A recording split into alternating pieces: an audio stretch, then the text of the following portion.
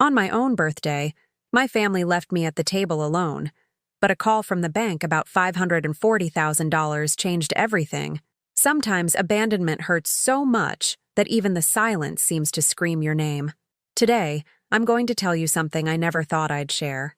And if you, for just a second, feel like this sounds familiar, I just ask that you leave a like and subscribe.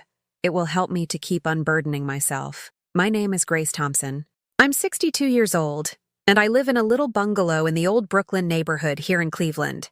It's one of those areas where you can still hear the rumble of the first bus of the morning, and where the ladies sweep their front porches while gossiping with the neighbors. My house has a small yard with purple lilacs that my mother planted 30 years ago, back when I was young and believed family was forever. May 12th was my 62nd birthday. I'd been up since 6 in the morning, preparing everything with the same care I always do. I started on the sauce for the lasagna that my daughter-in-law Jessica loves so much. I whipped the frosting for the chocolate fudge cake for half an hour until my arms ached, because I know it's my grandson Leo's favorite. I bought the cheapest bottle of red wine from Walmart, but I poured it into a crystal decanter to make it look dignified. The white lace tablecloth, an heirloom from my mother, I spread over the dining room table with care, smoothing out every wrinkle with my hands. The daisies I bought at the West Side Market I placed in the blue vase my late husband gave me on our 10th anniversary. Everything had to be perfect. Everything had to be ready for when they arrived. At 11 in the morning, I lit the candles on the cake. I'd bought those colorful little candles that kids love, even though Leo is 12 now. But to me, he's still my little grandson, the one who used to climb onto my lap so I could tell him stories about the boogeyman while he ate Nilla wafers.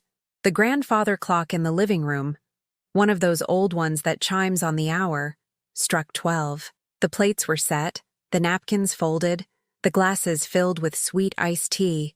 The smell of chocolate and vanilla from the cake filled the whole house. I sat down in my usual chair, the one facing the window that looks out onto the yard, and I waited. I waited, watching the lilacs sway in the warm May breeze. At 1 in the afternoon, I checked my phone. Nothing. Not a single message, not one missed call. I thought maybe they were stuck in traffic. Cleveland gets more congested all the time, especially on Sundays when people are going to church or visiting family. At 2:30, I warmed up the lasagna again. The cheese had hardened a bit, but it was still edible. The cake remained untouched, the little candles now melted into small, colorful puddles on the white frosting. At 3, I got up to use the restroom. When I came back, my phone had a notification. My heart skipped a beat. They had finally remembered me. But when I opened the message, the words hit me like ice water. "Mom, something came up. We'll do it another day. Just drop it." The message was from Kevin, my eldest son. My 35-year-old son who lives 20 minutes from my house, who drives a BMW that I helped pay for when he needed a decent car for his clients. My son who always says he's too busy with his job at the construction firm, but who is never too busy to ask me to watch Leo on the weekends. Just drop it. Those 3 words hurt more than if he had screamed at me, as if I were an annoying salesperson, a stranger asking for favors, as if I weren't his mother, the woman who stayed up for years nursing his bronchitis, the one who sold homemade pies at the farmer's market to pay for his school supplies. I stared at the message for 10 minutes. The letters blurred as my eyes filled with tears. He hadn't even included an emoji. Not a little heart, not a sad face. Just dry, cold words, like a reminder from the bank. The silence in the house grew heavier. The clock kept marking the hours with its steady tick-tock. The lasagna went completely cold. The cake sat there, intact, with the melted candles like tiny, colorful graves on the frosting. I got up and went to the kitchen. I packed the food into old Tupperware containers, the ones I've collected from restaurants where I sometimes buy food, so I don't have to cook just for myself. I turned off the dining room lights. I removed the lace tablecloth and folded it carefully, just as my mother had taught me when I was a girl. But I didn't throw away the cake. I don't know why, but I couldn't. It stayed there, in the center of the table, a monument to my loneliness. That night, while I was watching my usual soap opera, an old rerun of Days of Our Lives, my phone rang. For a moment, I thought it was Kevin, calling to apologize. Or maybe Jessica, asking if I was okay. But the voice on the other end was unfamiliar, formal, with that tone bank employees use when they have bad news. Mrs. Grace Thompson? Yes, this is she. This is Patricia Miller from the Fraud Investigation Department at National Trust Bank. We need you to come to our South Park Mall branch first thing tomorrow morning. We've detected irregular activity in your account for the amount of $540,000. My world stopped. $500,000. I couldn't even imagine that amount. My Social Security check is barely $1,200 a month. I've never seen that much money together in my entire life. I'm sorry, there must be a mistake. There's no mistake, Mrs. Thompson. Your account is listed as the beneficiary of several large transfers over the last 6 months. We need to verify if you authorized these transactions. I hung up the phone, my hands trembling. My heart was beating so hard I could hear it in my ears. $500,000 in my account? How was that possible? I barely have $1,000 saved up for emergencies. I couldn't sleep that night. I lay awake staring at the ceiling, thinking about that strange call. The forgotten birthday, my son's cold message. It all swirled in my head like a nightmare where nothing made sense. At dawn, as I brewed a pot of coffee to calm my nerves, I realized something that sent a chill down my spine. The only person who has access to my bank documents, the only one who knows my passwords and has copies of my paperwork, is Kevin. He was the one who helped me open that account 2 years ago, when they told me I needed a bank account to receive my Social Security checks electronically. He was the one who filled out all the forms because I don't understand those things. He has copies of my driver's license, my utility bills, even my birth certificate. And suddenly, like a flash of lightning in the dark, it all began to make a terrible kind of sense. The new BMW, the trips he takes with Jessica, the expensive clothes he always wears, his constant refusal to visit me. My own son. The morning of May 13th dawned gray, as if even the sky knew something terrible was about to be uncovered. I got up at 5:30, like I have for 30 years. But this time it wasn't out of habit, but because I hadn't slept a wink all night. While the water for the coffee boiled in the old percolator I bought on layaway 10 years ago, I stared at the photograph stuck to my refrigerator door. There's Kevin at 5 years old, in his new uniform for Lincoln Elementary, smiling with a gap where his front teeth had fallen out. There he is at his high school graduation, in that blue gown I ironed 3 times to make it look perfect. And there he is the day he introduced me to Jessica, the 3 of us hugging in Edgewater Park, back when he still looked at me with affection and called me Mom instead of speaking to me like I was an employee. Each photograph was like a knife in my stomach, because I remembered perfectly what was behind each of those smiles. The kindergarten uniform that looked so nice in the photo cost me a month of working double shifts at the textile factory.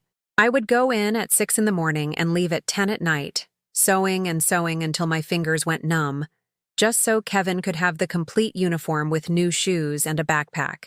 The other mothers bought used uniforms at the flea market, but I wanted my son to look nice, so the other kids wouldn't pick on him. We rented the graduation gown, but I got the money for his party by selling sweet and savory pies for 2 months at the entrance of the high school.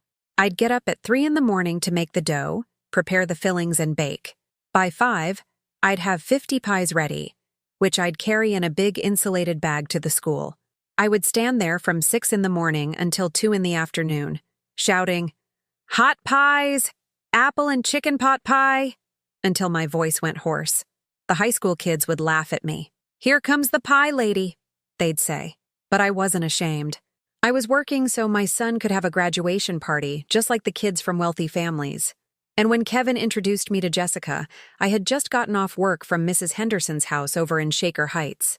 I had been cleaning her huge 3-story house since 6 in the morning. I ran because Kevin had asked to meet me at the park at 6, and I didn't want to be late. My hands were rough from bleach. I was still in my cleaning uniform, my hair pulled back with an old rubber band. But when I saw how happy my son looked next to that pretty girl, I forgot how tired I was. I forgot the embarrassment of showing up dressed like that.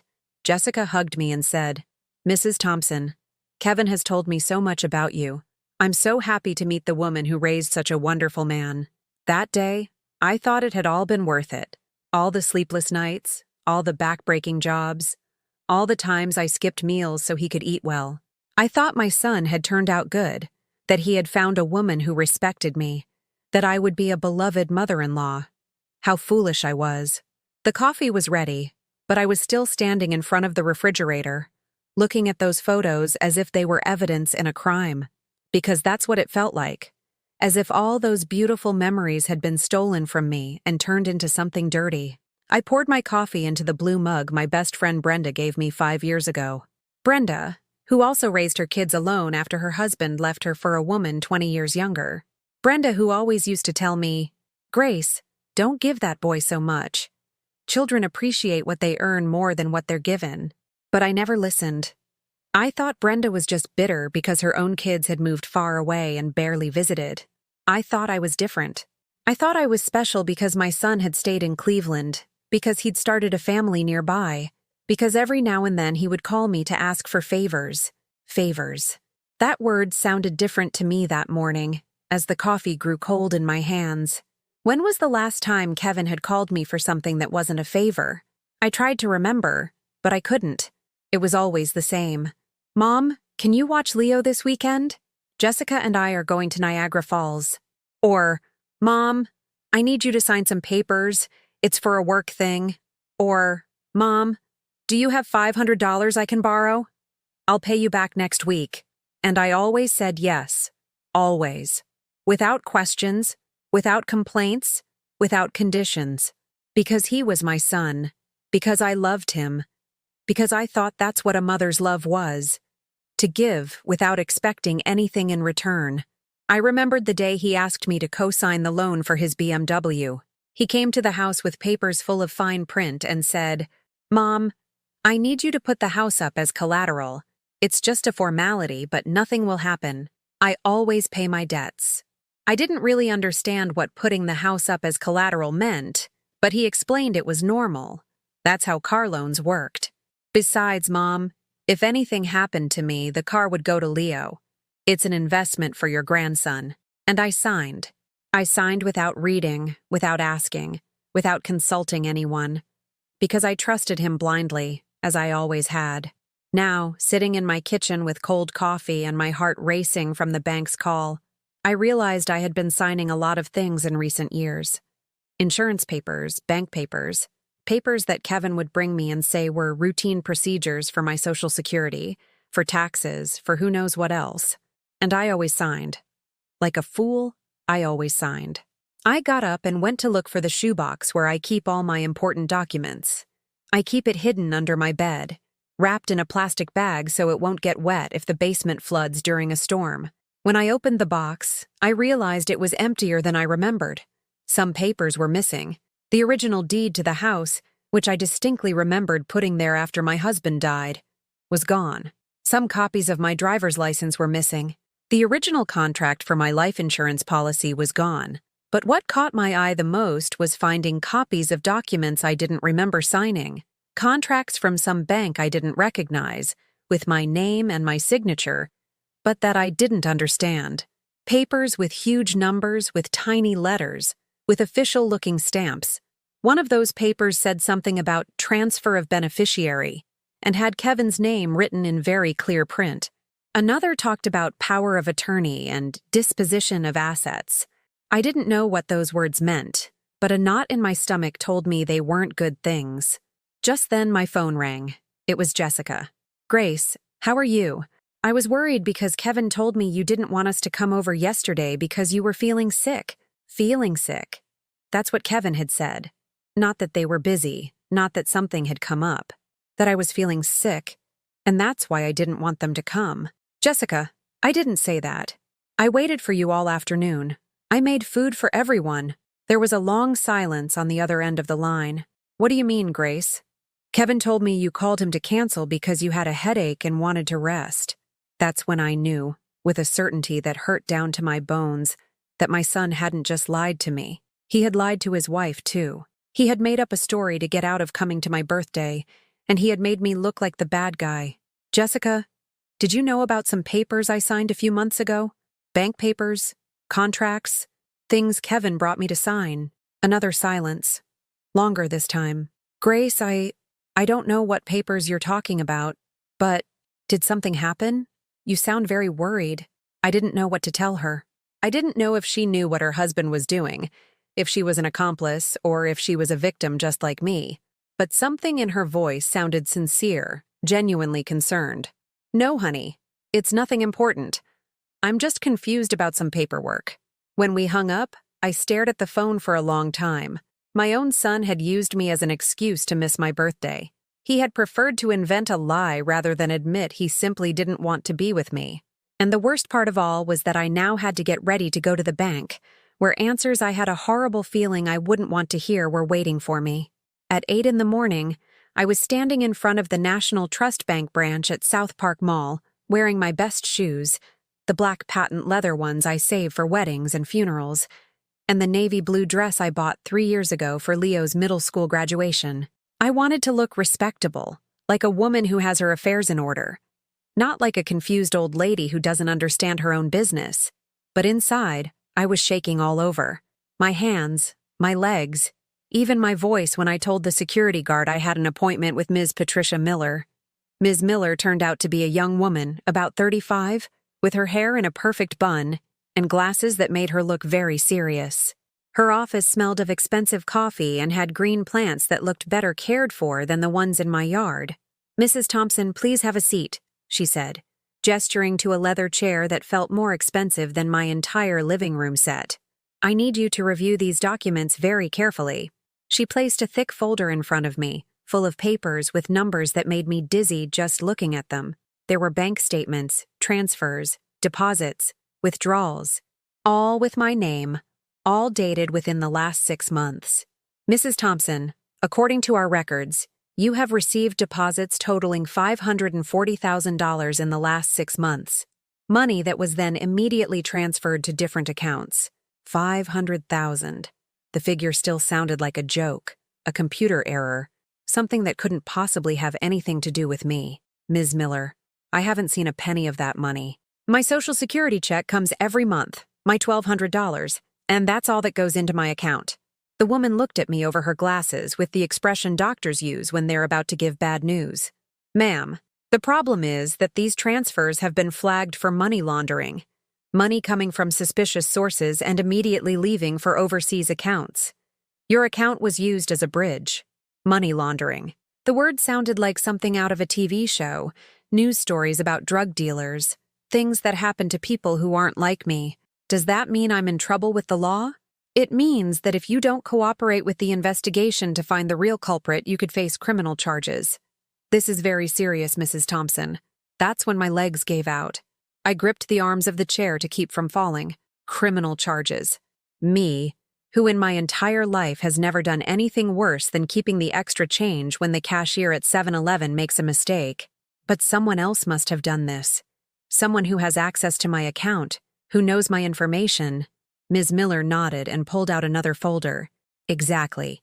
That's why we need you to tell us who else has access to your banking information. Who knows your passwords? Who has copies of your documents?" I didn't have to think for a second. There was only one answer. My son, Kevin Thompson. He was the one who opened the account for me, who has all my copies, who helps me with bank paperwork. Ms. Miller wrote the name in a notebook and looked me straight in the eye. "Mrs. Thompson, I need you to understand something very important. If your son is responsible for this, you will have to formally report him. It's not just signing a paper. It's starting a legal process against him. Report my own son." The words sounded as if she were asking me to cut off my own arm. He was my son, the child I carried for 9 months, the one I raised alone after his father left us, the one I defended when everyone told me I was spoiling him. Isn't there another way? Can't the bank fix this without me having to— "Ma'am, your son committed a federal crime. He used your identity to launder money from drug trafficking. If we don't report him, you could go to prison in his place." Drug trafficking. Those words hit me like a bucket of ice water. My son, who complains about traffic, who is afraid of cockroaches, who cries during sad movies, had put dirty money from drug traffickers into my account. "Ms. Miller, I need to talk to him first. I need to hear from his own mouth that this is true. Mrs. Thompson, I will give you until tomorrow to speak with your son, but the day after tomorrow, I need you to come in and sign the complaint. If you don't, I will have to report you as an accomplice." I left the bank with my legs trembling and my heart pounding so hard I thought it would burst out of my chest. Accomplice. The word spun around in my head like a song you can't get out of your mind. On the bus ride home, an elderly woman sitting next to me asked if I was all right. I must have looked like death because she offered me smelling salts and said I looked like I'd seen a ghost. And I had. The ghost of the son I thought I had, who had turned out to be a liar, a thief, a criminal. When I got home, Kevin was already there, waiting for me in the living room. He had let himself in with his own key, as he always did, without knocking, without asking if he could come in. He was sitting on my sofa, watching TV as if nothing had happened. "Hey, Mom, where were you so early?" His voice sounded normal, relaxed, just like always, as if he hadn't just ruined my life, as if he hadn't gotten me into trouble with the law, as if he hadn't made me an accomplice to drug traffickers. "Kevin, I need to ask you something, and I want you to tell me the truth." He turned to me with that smile that used to melt my heart and now made me sick to my stomach. "Sure, Mom. What's up? Did you use my bank account to deposit money that wasn't yours?" The smile vanished from his face instantly. He turned pale, then red, then pale again. But he said nothing. He just looked at me like a deer caught in headlights. "Kevin, answer me. Did you use my account to launder dirty money?" He got up from the sofa and walked toward me. For the first time in my life, my son scared me. He was taller than me, stronger, and there was something in his eyes I had never seen before. Something dangerous. "Mom, you don't understand how business works. Sometimes you have to move money in creative ways." "Creative? Kevin, the bank told me I could go to prison because of you. That's not going to happen, Mom. I have contacts. I have people who can fix this." "What people, Kevin? The same people who gave you the dirty money?" He was quiet for a long moment. Then he sat down again, but he no longer looked relaxed. He looked nervous, desperate. "Mom, I didn't want to get you involved in this, but I needed a clean account from an older, trustworthy person. Your account was perfect." "Your account was perfect?" As if I were nothing more than that. A useful bank account for his dirty business. "And what were you planning to do with me when they found out? Let me go to prison?" "No, Mom. I was going to fix everything before they noticed. But someone at the firm snitched on me. Someone told the bank to check my personal account, and that's why they investigated the transfers." Someone snitched on him. My son spoke as if he were the victim, as if he had done nothing wrong, as if the problem was that he got caught, not that he had committed a crime. "Kevin, tomorrow I have to go to the bank and report you. If I don't, I'm the one who goes to prison." That's when his expression completely changed. He stood up again, but this time he got so close to me I could smell his expensive aftershave, the one he wears to impress his clients. "Mom, you are not going to do that." "Yes, I am, Kevin. You are not going to ruin my life." "Oh, really? And what if I tell everyone in the family what kind of woman you were when you were young? What if I tell them about your little thing with your friend Bill when Dad was still alive? What if I show them the letters you wrote him, where you told him you wanted to run away with him?" My world caved in. Bill had been my only mistake, my one moment of weakness in 40 years of marriage. An affair that lasted 3 months when my husband was drinking heavily, and I felt lonely and abandoned. Something I regretted my entire life, that I confessed to my husband before he died, that he forgave me for on his deathbed. But Kevin knew. He had found the letters I thought I had burned, and now he was using them as a weapon against me. "Besides, Mom," he continued in a voice I no longer recognized, "who's going to believe you? You're a 62-year-old woman with no education. I'm a respected professional. If I say you knew about everything, that you asked me to use your account, who do you think they'll believe?" My own son was blackmailing me. He was threatening me. He was treating me worse than he would treat an enemy. And the worst part was, he was right. Who would believe me over him? I didn't sleep at all that night. I sat in the kitchen, staring at the photos on the refrigerator until every crease in the clothing, every fake smile, every hug that now seemed like a lie was burned into my memory. At 5 in the morning, when I couldn't stand the silence of the house anymore, I dialed the number of my best friend, Brenda. "Grace? What's wrong, honey?" "It's 5 in the morning. I told her everything. Everything about the bank, about Kevin, about the blackmail. Brenda was silent for so long I thought she had hung up. "Oh, Grace," she finally said, her voice tired, sounding like years of disappointment. "I always knew that boy was no good. Ever since he was little, he had this way of looking at you. Like he was measuring you, calculating what he could get out of you. But he's my son, Brenda. He's my only son, and you're his only mother. Look how he repays you." At 7, when the sun was up and the sound of trucks began to fill the street, my phone rang. It was Jessica. "Grace, I need to talk to you. Can I come over now?" She arrived half an hour later, but she wasn't alone. She had Leo by the hand, my 12-year-old grandson in his school uniform, with the confused look kids get when adults talk about things they don't understand. Jessica looked terrible. Her eyes were swollen from crying, her hair was a mess, her blouse was wrinkled as if she'd slept in it. "Grace, Kevin told me what happened yesterday. He said you're going to report him for something with the bank." Leo looked at me with those big eyes he inherited from his father, full of questions I didn't know how to answer. "Grandma, is it true my dad did something bad? What do you say to a 12-year-old boy? That his father is a criminal?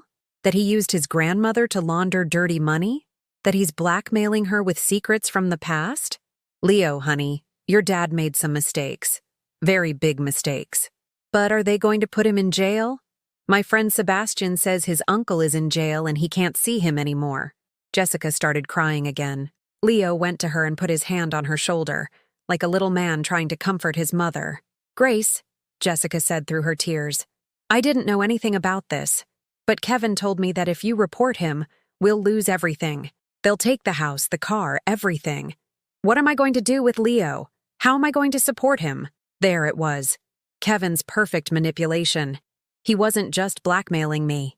He had put his wife and son up as human shields. He knew I wouldn't be able to stand seeing my grandson on the street. He knew my love for him could be stronger than my need for justice. "Jessica, honey, I don't want to hurt you or Leo, but if I don't report Kevin, I'm the one who goes to prison. Do you understand? He got me into his dirty business without asking, and now I have to choose between saving him or saving myself." "But you're his mother," she said with a desperate voice. "Mothers always forgive their children. They always protect them. And who protects me, Jessica? Who has protected me all these years?" Leo came over to me and took my hand with his small, cold fingers. "Grandma, I don't want you to go to jail. But I don't want them to hurt my dad either. My grandson, that innocent child who was not to blame for any of this, was suffering because of his father's decisions. He was living the anguish of watching his family fall apart, of not understanding why the adults who were supposed to protect him were fighting in such cruel ways. Leo, my love, this is not your fault. None of this is your fault. But, Grandma, why did my dad do bad things? He always tells me I have to behave, that I have to do the right thing. How do you explain to a child that his father is a liar? That he preaches a morality he doesn't practice? That he uses his own mother to commit crimes?" After Jessica and Leo left, I sat in the living room, feeling as if the world had collapsed on top of me. It wasn't just Kevin's betrayal. It was seeing the pain in my grandson's eyes, knowing that Jessica, who had always been good to me, now saw me as the enemy of her family. At 2 in the afternoon, my sister Carol arrived from Akron. Brenda had called her to tell her what was happening. Carol is 2 years older than me, and she's always thought she was smarter, more righteous, a better mother. She came into my house with that "I told you so" look she gets when she has a chance to prove she was right and I was wrong.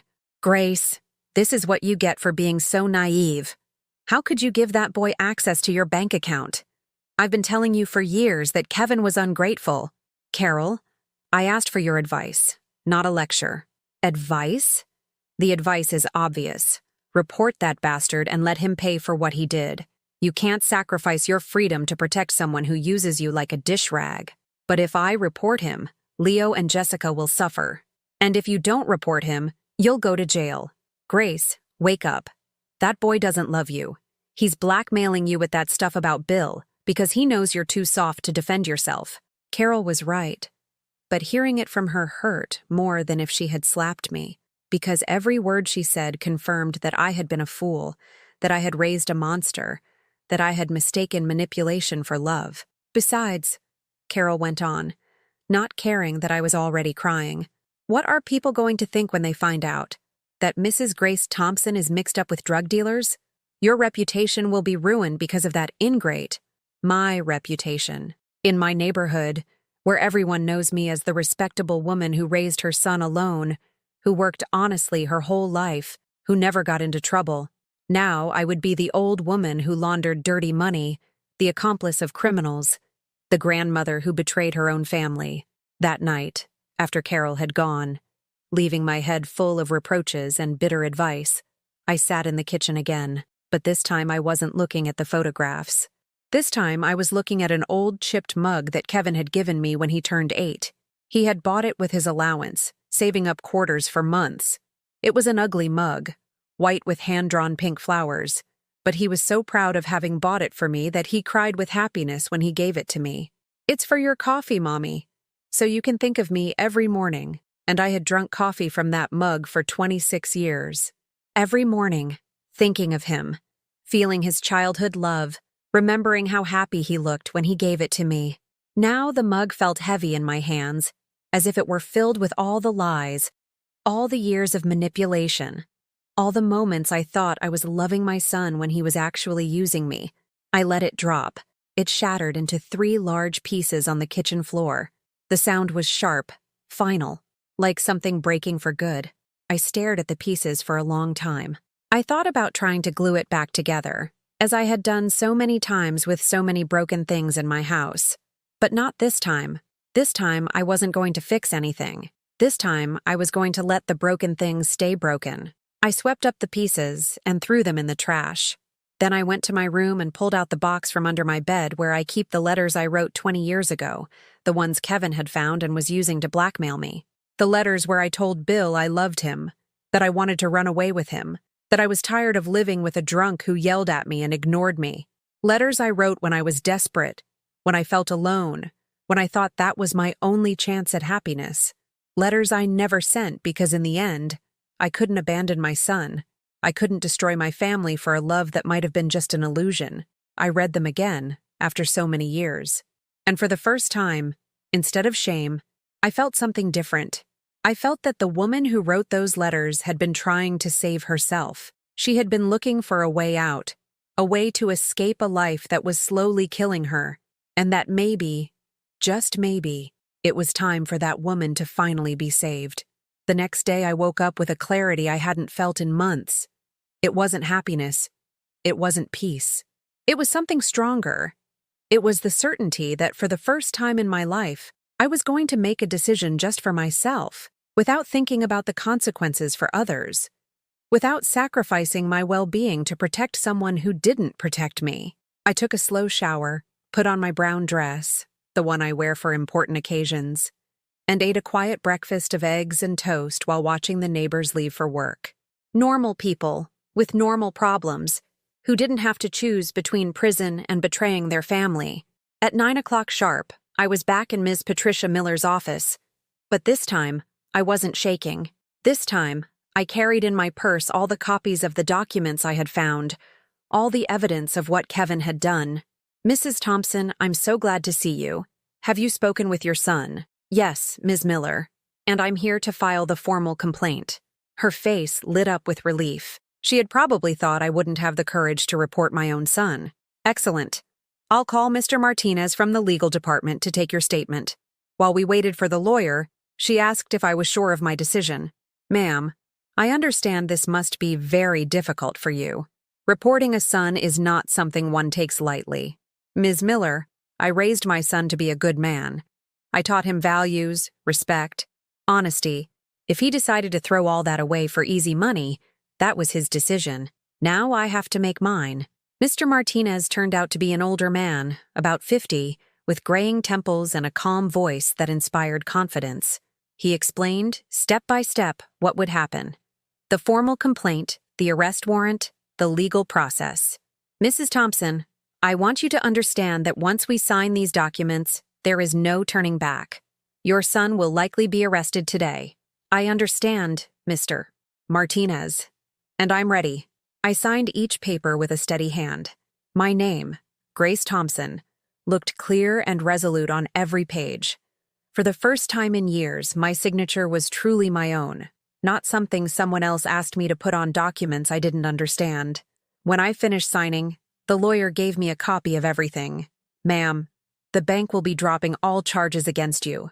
Your cooperation with the investigation completely exonerates you. Furthermore, we may be able to recover some of the money that was laundered through your account. Money for me? The possibility hadn't even occurred to me. How much money, Mr. Martinez? Well, by law, victims of these types of crimes are entitled to compensation. In your case, we're talking about approximately $200,000. $200,000. More money than I had ever seen at one time in my entire life. Money I could use to fix my house, to buy new clothes, to not have to count every penny of my Social Security check. I left the bank feeling a strange sensation in my chest. It wasn't guilt. It wasn't sadness. It was freedom? Was this what it felt like to take control of your own life? I walked through the mall aimlessly, watching people shop, laugh, live normal lives.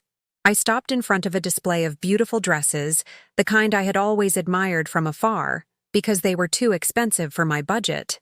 I went into the store. "Good morning, ma'am. How can I help you?" "I'd like to see that blue dress from the window, the one with the embroidered flowers." The saleswoman, a young girl with a kind smile, showed it to me. It was beautiful, made of a soft fabric that felt like silk between my fingers. "Would you like to try it on?" For the first time in years, I tried on new clothes just because I liked them, not because I needed them, not because they were on sale.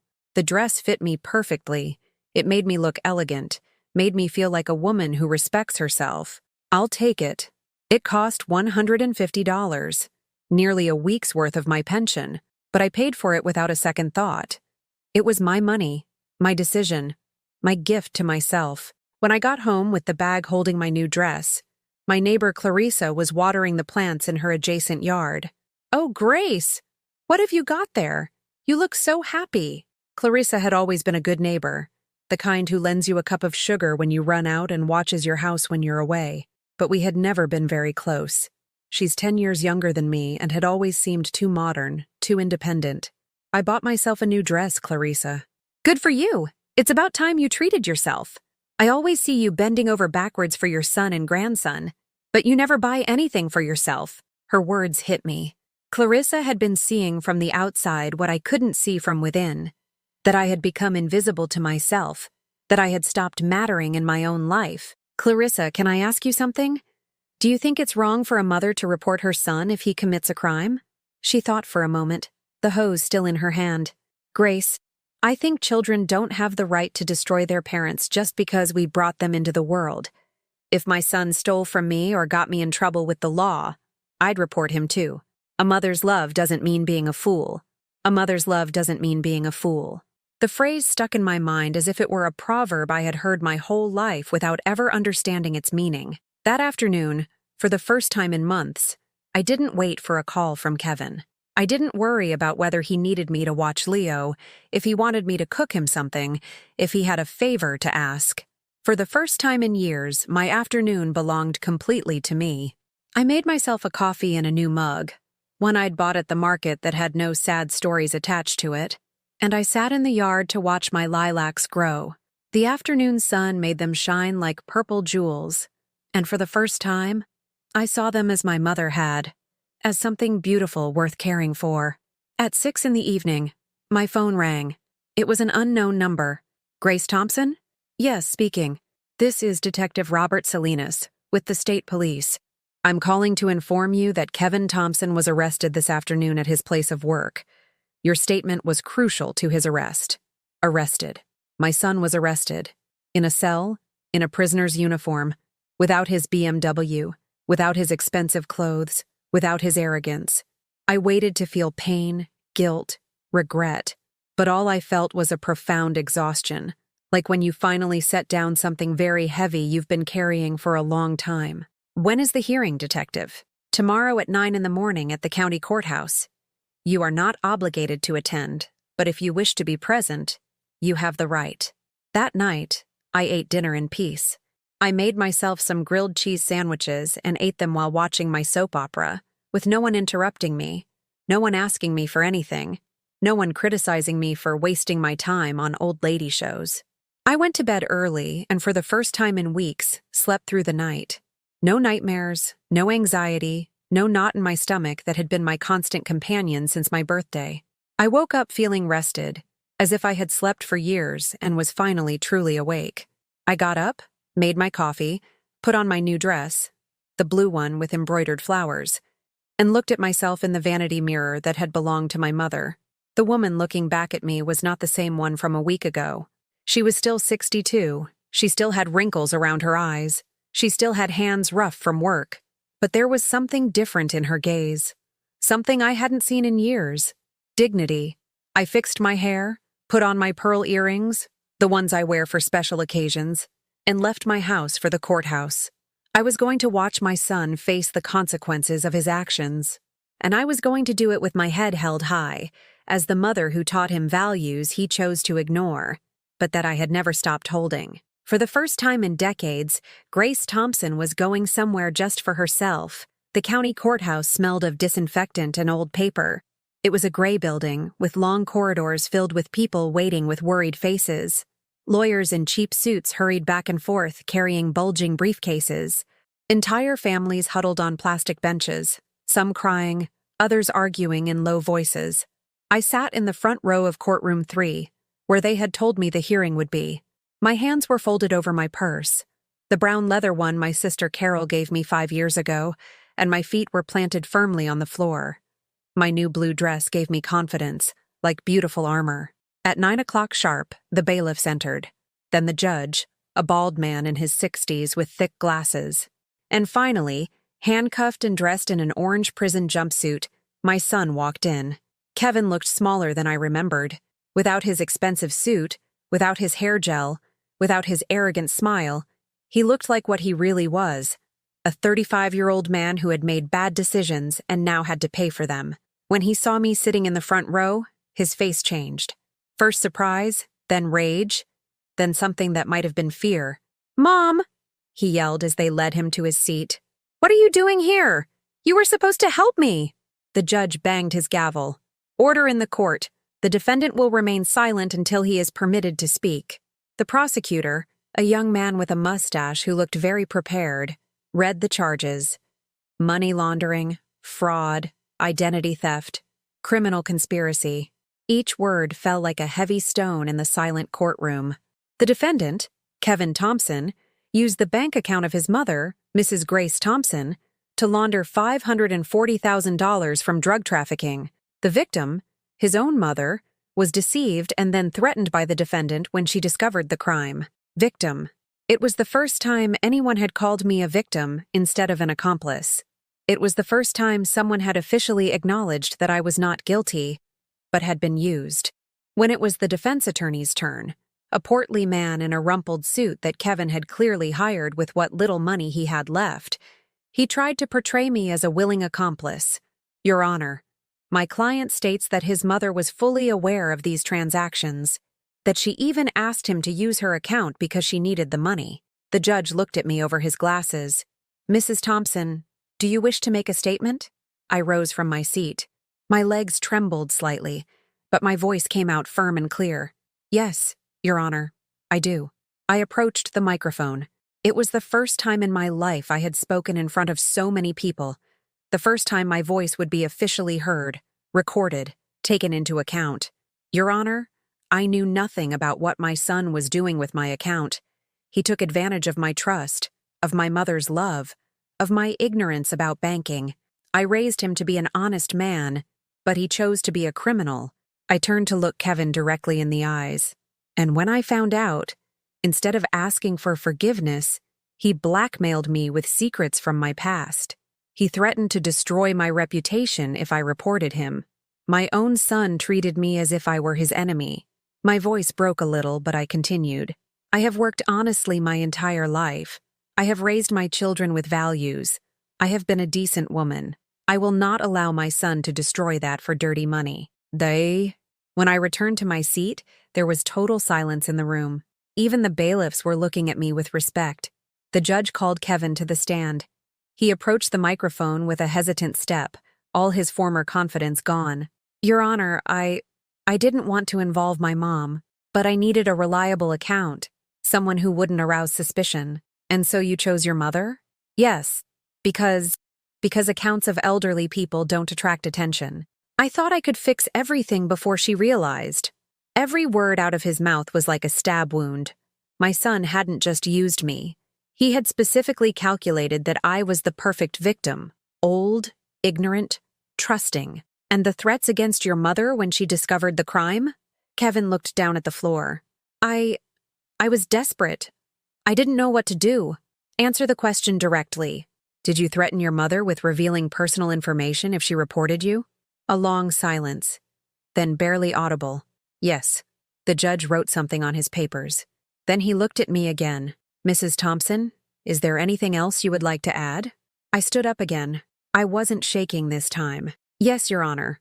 I want to say that for 35 years, I believed I had raised a good son. I sacrificed for him. I worked double shifts so he could go to school. I sold pies to pay for his parties. I put my house up as collateral for his debts. All because I thought it was my duty as a mother, because I thought he loved me. I looked at Kevin, whose head was now completely bowed. But a son who loves his mother doesn't use her to commit crimes. A son who respects his mother doesn't blackmail her with her past mistakes. A son who values his mother doesn't put her at risk of going to prison for his own choices. My voice grew stronger. I no longer have a criminal son, Your Honor. My son died the day he decided to make me his victim. The man sitting there is a stranger who took advantage of my love for years.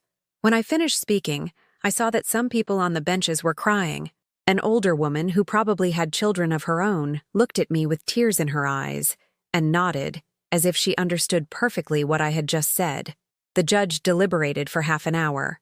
When he returned, his verdict was clear and decisive. Kevin Thompson, this court finds you guilty of all charges. The evidence presented, including your own confession, proves that you premeditatedly used your mother's identity to commit federal crimes. Furthermore, when discovered, you resorted to threats and blackmail against the victim. He banged the gavel. I sentence you to 8 years in federal prison with no possibility of parole for the first 3 years. Additionally, you will pay a fine of $100,000 and compensate the victim with $300,000 for emotional damages. 8 years. $300,000 for me. My son wouldn't get out of prison until he was 43. As they led Kevin away in handcuffs, he turned one last time to look at me. I expected to see remorse, sadness, perhaps a silent apology, but what I saw in his eyes was pure hatred. Hatred for me, his mother, for reporting him. To the very end, to the last moment, he was incapable of taking responsibility for his actions. You're going to die alone, you old witch, he screamed as they took him away. Everyone will know you betrayed your own son. The guards silenced him and dragged him off. But his words hung in the air like a curse. I left the courthouse with a strange mixture of sadness and relief. Sadness because the son I had loved for 35 years was, in fact, dead. Relief because I was finally free from his manipulation, his lies, his constant blackmail. Outside the courthouse, Jessica and Leo were waiting for me. They both looked devastated. Jessica's eyes were red from crying, and Leo was clinging to her hand as if it were the only thing keeping him upright. Grace, Jessica said in a broken voice, how could you do this to your own son? How will you live with yourself knowing that because of you, Leo will grow up without a father? I looked at my grandson, that 12-year-old boy who was not to blame for any of this, who was going to carry the weight of having a criminal for a father for the rest of his life. Jessica, I didn't get your husband into trouble. He got himself into trouble when he decided to launder dirty money. I just refused to go to prison for his crimes. But you're his mother. Mothers are supposed to protect their children. Mothers protect their good children, Jessica, not criminals. I walked over to Leo and put my hand on his shoulder. Leo, my love, your dad made some very bad choices. That's not your fault, and it's not my fault either. But if I had let them take me to prison for what he did, you would have lost your grandmother too. Is that what you wanted? The boy looked at me with tears in his eyes. No, Grandma. But why did Dad do such ugly things?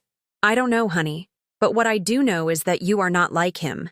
You are going to grow up to be a good, honest man who respects women and doesn't use the people who love him.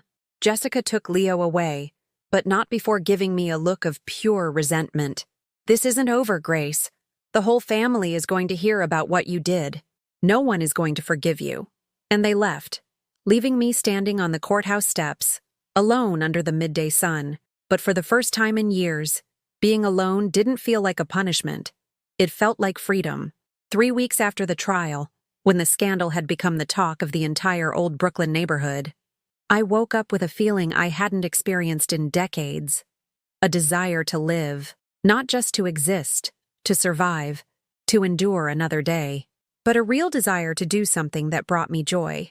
It was 6 in the morning, and instead of staying in bed worrying about who was judging me or what they were saying about me at the grocery store, I got up with energy. I made my coffee in my new mug, a blue one with yellow flowers that I'd bought the day before, and sat on my porch to plan something I had never done in my 62 years of life, a trip, by myself. The bank had already delivered the full compensation, $300,000 that shone on my bank statement like proof that, for the first time in my life, the legal system had worked in my favor. For the first time, being a victim had resulted in real justice, not just advice to forgive and forget. I pulled an old notebook from a kitchen drawer, one I had bought years ago to write down recipes and had never used. On the first page, I wrote in careful script, "Things Grace wants to do." It was strange to write my own name as if I were someone else, someone whose desires mattered. First, I wrote, "See the ocean." I had never seen it. Kevin always said that trips were an unnecessary expense, that why would I want to see saltwater when I could see Lake Erie for free?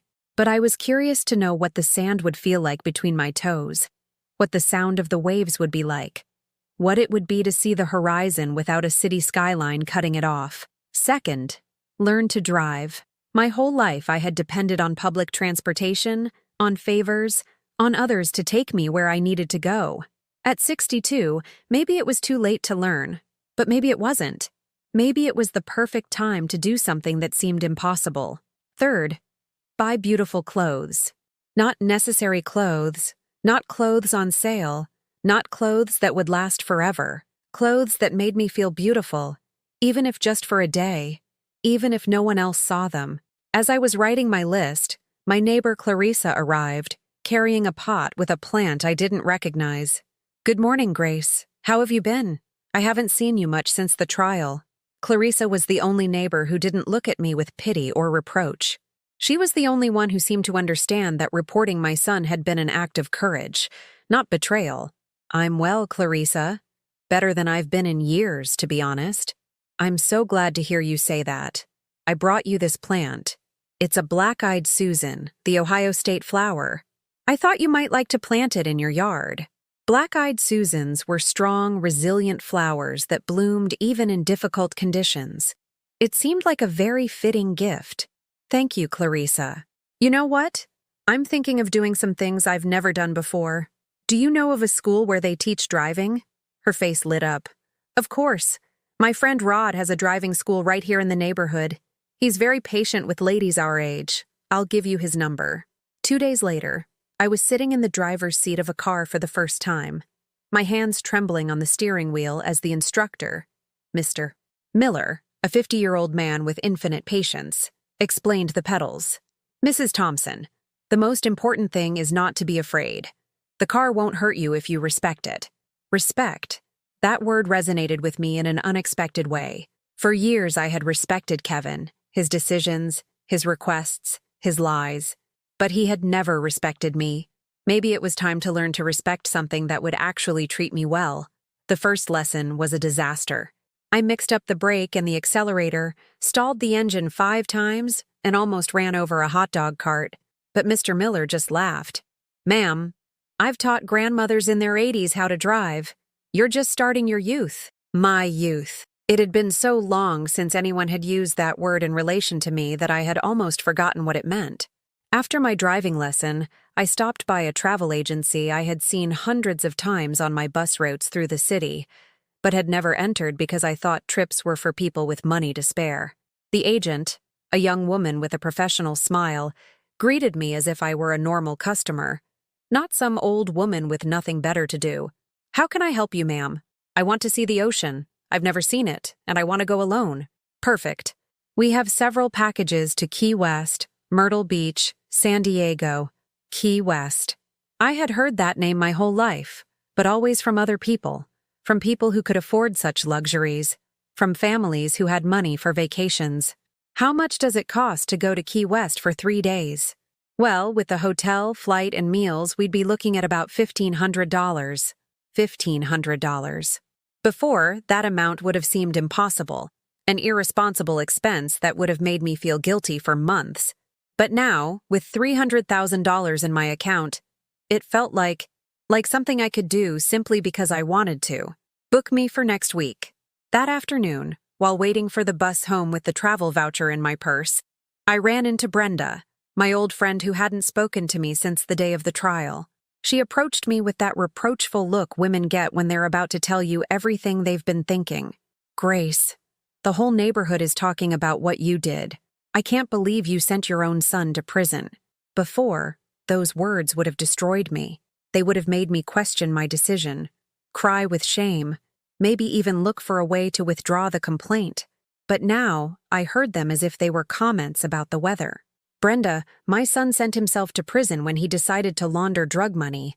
I just refused to go with him. But he's your son, Grace. You always forgive your children. The ones who are sorry, yes. Not the ones who use you as a criminal and then blackmail you." Brenda was quiet for a moment. Then, her voice softened. "And you don't feel lonely? Don't you miss having a family?" The question hit my heart, but not in the way she expected. It came as a revelation. "Brenda, I have been lonely for years. Lonely while my son was using me. Lonely while he was lying to me. Lonely while he pretended to love me just to ask for favors. The difference is that now, I chose to be alone, and that feels completely different." She got on her bus without another word, but I saw something in her eyes that could have been envy. Envy for a woman who had found the courage to choose her own solitude instead of accepting toxic company. A week later, I was at the Cleveland Hopkins Airport with a new suitcase, navy blue with wheels, the first suitcase I had ever bought, waiting for my flight to Key West. I was wearing a white dress with red flowers that I had bought especially for the trip, comfortable shoes for walking in the sand, and a straw hat that made me feel like the elegant ladies I saw in the movies. It was my first time on a plane. It was my first time traveling alone. It was the first time I was doing something just because I felt like it. The plane took off at 3 in the afternoon. I had a window seat. I had paid extra for it. And when the clouds fell away below and I could see Cleveland from the sky, small and distant, I felt something I had never felt before. The sensation of flying toward my own life. Key West was exactly as I had imagined, and completely different at the same time. The ocean was bigger than I had thought, louder, more alive. The waves crashed on the shore with a force that reminded me there were things in the world far more powerful than my family problems. I stayed in a modest but clean hotel with a view of the ocean from my window. The first night, I sat on the balcony with a glass of wine.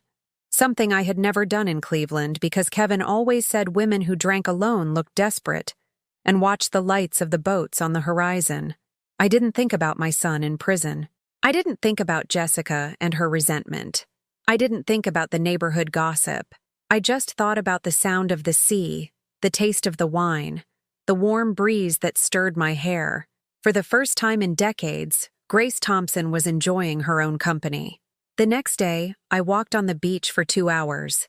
I took off my shoes and walked barefoot on the sand, feeling the waves wash over my feet. There were other tourists, couples, families, but there were also other women alone, women like me who had decided they deserved to see the ocean, even if they had no one to accompany them.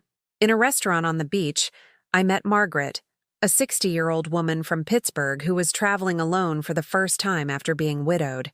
"My husband always said trips were an unnecessary expense," she told me as we ate seafood and drank cold beer. Turns out he was the unnecessary expense. Since he passed, I've seen more of the world in 2 years than in 40 years of marriage. We laughed together. 2 women discovering that life could begin at 60, that freedom tasted better when you had earned it the hard way. When I returned to Cleveland 3 days later, tan and relaxed, with photos of the sunset on my phone and seashells in my suitcase, I realized that something fundamental had changed in me. I was no longer the Grace who waited for others to give her value. I was the Grace who valued herself. And that, I discovered, was the best gift I had ever given myself. Grace returned from her trip with a serenity she had never felt. The lilacs in the yard seemed more intense, the Cleveland air lighter. She walked through her house with a firm step, aware of every corner that once felt heavy. There was no trace of the tension that had accompanied her for years. The walls no longer held secrets of fear, but of freedom. She turned on the radio to a classic Motown song that reminded her of her mother, and as she swept the porch, she was surprised to find herself singing out loud. It was the first time in a long time that her voice had filled the house without fear of bothering anyone. A week later, she received a call from the social worker at the courthouse. They informed her that Kevin had requested to see her. Grace hung up without answering immediately. She spent hours in silence, sitting in front of the box where she kept her documents. Should she visit him? Her mother's heart fluttered between unconditional love and self-respect. Finally, she decided to go, not for him, but for herself, to close a chapter. The Cuyahoga County Correctional Facility smelled of metal and dust. The visiting room was filled with murmurs, mothers hugging sons, wives holding trembling hands. When Kevin appeared, in his orange jumpsuit and with his hair cut short, Grace felt a pang of nostalgia, but she didn't yield. He sat across from her, his eyes tired, a flicker of pride still present. "Mom," he said in a hoarse voice, "I didn't expect you to come. I didn't come for you, Kevin. I came for me," she replied firmly. "I wanted to look you in the eyes and remind you that the choices you made were yours, not mine." He looked down. "I don't know where I went wrong," he whispered. "It all started as a favor for a client. Easy money, Mom. And by the time I wanted to stop, it was too late." "Too late for you," Grace countered. "I'm still on time to live." Kevin took a deep breath. "Can you forgive me?" "Forgiving isn't forgetting or excusing. I forgive you so I don't have to carry your guilt. But trust, Kevin, you won't get that back." He nodded, his eyes moist. "I understand. Just take care of Leo." Grace felt a lump in her throat. "I will, but not for you. I'll do it because that boy deserves a different future." They said goodbye without a hug, only a long look that held years of love, anger, and resignation. On the way home, Grace felt light, as if she had left a huge weight behind those bars. That night, as she was making chicken noodle soup, she heard a knock on the door. It was Jessica, her face tired, but also humble. "Grace, can I come in?" Grace hesitated, but opened the door. Jessica sat at the kitchen table, staring at the floor. "I wanted to apologize. I was unfair. I thought you just wanted to destroy Kevin, but I understand now. He was lying to all of us. Jessica, I never wanted to separate your family. I just refused to take the fall for a crime. I know. Leo misses you. He wants to see you." Grace felt a warmth in her chest. "He will always have a place here." That night, Jessica and Grace talked for hours. They shared fears, plans, how to raise Leo. The young woman confessed she was looking for a teaching job to support their home. Grace encouraged her, promising moral and, if necessary, financial support. The next day, Leo came running into the yard with a huge smile. "Grandma!" he shouted as he hugged her. "I missed you." Grace held him tightly, breathing in the scent of a young boy that so reminded her of the days when her own son was small and still innocent. In that instant, she understood that true love isn't broken by the mistakes of adults. It transforms, it redirects, it blossoms in grandchildren, in new generations. Weeks later, Grace's life had found a new rhythm. Her driving lessons were progressing. She could now park unassisted and was beginning to feel the confidence to drive alone. With the remaining money from the bank, she decided to start a small baking business from her kitchen. Neighbors came for her cupcakes, brownies, and cinnamon rolls. The sweet aroma filled the block, and she laughed when she saw that people now came to her house not for favors, but for the pleasure of sharing. Leo helped her on weekends, learning recipes and, without realizing it, giving her back the joy she thought she had lost. One afternoon, as they were preparing a large order, the boy said to her, "Grandma, when I grow up, I want to have an honest business like yours. I don't want to do bad things like my dad." Grace stroked his hair. "That's the most important thing, Leo. To work with clean hands and a peaceful heart." On her 63rd birthday, Grace organized a small party in her yard. This time there were no painful expectations, only the company of those who truly valued her. Clarissa, her sister Carol, Jessica, and of course Leo. They sang "Happy Birthday" as the sun set, and Grace blew out the candles with a smile that needed no one else's validation. After the toast, Clarissa raised her glass. "To Grace, who taught us that dignity has no age and that true family is chosen." Everyone applauded. Grace looked up at the starry sky and felt that, at last, her life belonged to her. She remembered the call from the bank, the fear, the betrayal, and understood that every difficult step had led her to this moment of peace. Before going to sleep, she wrote in her notebook, "Today I confirmed that freedom isn't loneliness. It's having the courage to be who I am, without chains, without guilt." Life lesson. A mother's love is immense, but it should never mean losing your dignity or carrying the burden of someone else's crimes. Learning to say no and set boundaries is also a form of love, because only from a place of truth and justice can you live in peace. Have you ever had to make a painful decision to protect your own integrity? Answer in the comments and share your experience or that of someone close to you. If this story touched your heart, leave a like and subscribe to the channel so this message can reach those who need it most.